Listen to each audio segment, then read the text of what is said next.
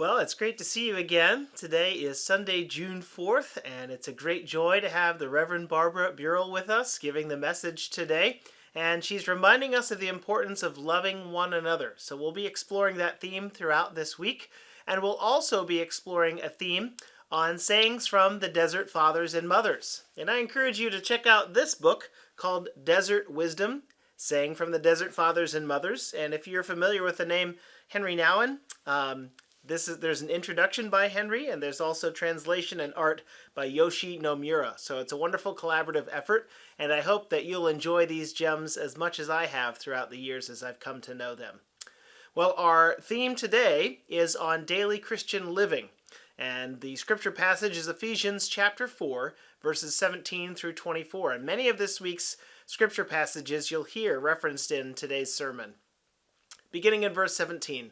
So I tell you this, and insist on it in the Lord, that you must no longer live as the Gentiles do, in the futility of their thinking.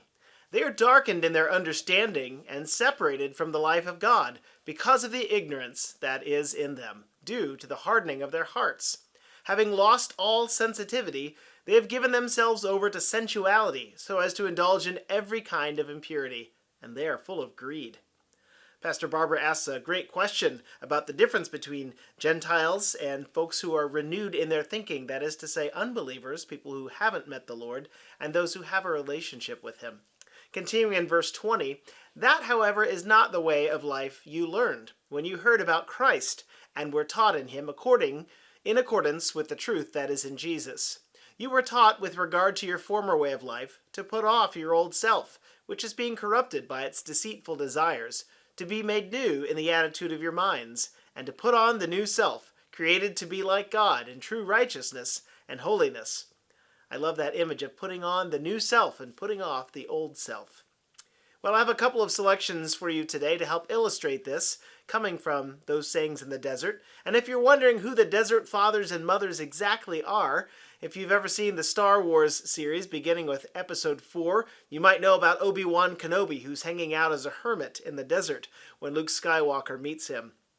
Well, that's not unlike those fathers and mothers who went apart as hermits, often into monasteries, to come aside from civilization and lots of people to listen to the quiet and encounter God there in the monastic lifestyle.